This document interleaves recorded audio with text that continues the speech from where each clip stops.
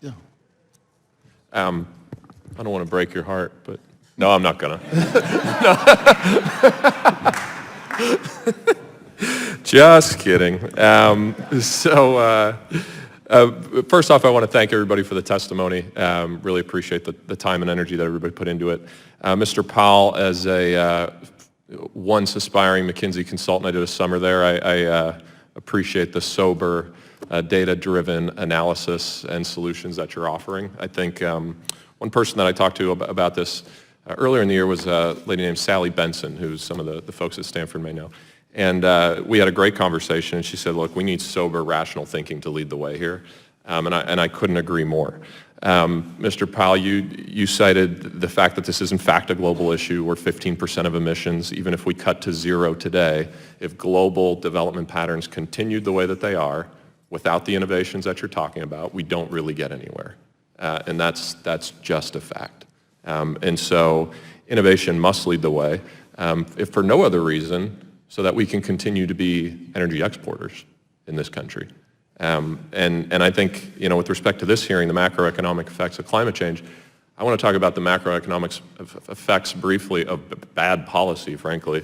And so while we agree there's an issue, I think we do need to be clear on what the solutions are. So as I mentioned, we are energy exporters. The Green New Deal, which is the most comprehensive and I would argue laughable proposal I've ever seen, exclusively wants to rely on wind, solar, and battery. Using existing technologies today, is that even possible to get to zero emissions? Well, first, let me thank you for your leadership on the Science Committee. Thank you for your leadership on storage innovation and the BEST Act.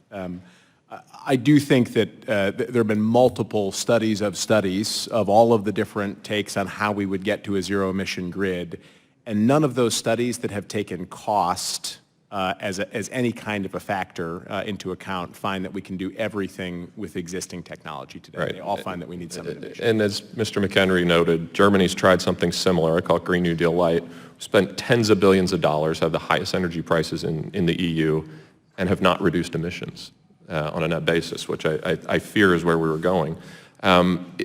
Striking on that again, we are energy exporters today. If we were to go down the solar and wind turbine path, would we be exporters or importers net? We would be importers. We import virtually all of our solar panels in particular from China. Thank you. The other big proposal in there is to transition every single building, single family buildings, apartment buildings. There's roughly 100 million of these in the country today. To do it over 12 years. I did the math on that.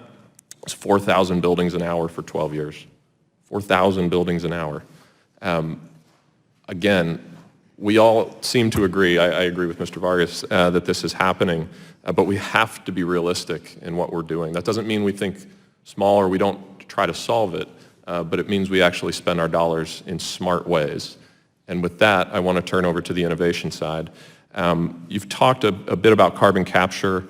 Tell me more, if you could, about bioengineering and grid reliability and how we can innovate in those sectors. Bioengineering meaning changing plants to maybe sequester. Well, yeah. So one thing we could do with bioengineering is well, we could do two things really. One is change plants to sequester more CO2 and soils to sequester more CO2. And there's currently activity in several parts of the National Lab Complex and ARPA-E on that very topic that we should continue to support and ideally expand over time. We can also do a lot with bioengineering to create better feedstocks for biofuels for transportation and biomass power.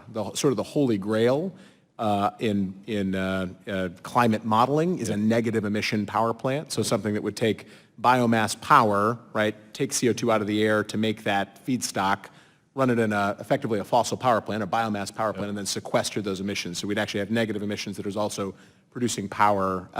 Right now, it's a little difficult to do that with any of our existing feedstocks. You could imagine using bioengineering to do that. And then you talked about the public-private modeling from fracking, which I think is a great parallel to what we should be thinking about here.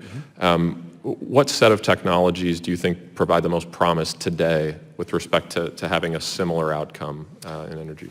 We would certainly say the suite of zero-emission flexible technologies, so advanced nuclear, fossils with carbon capture, both gas and coal, grid scale storage technology, and geothermal technology. Right now seem to be the ones that have both private companies that you could actually feasibly partner with, that could respond to incentives, and that could be part of those partnerships. Fantastic. Thanks again, and I yield back.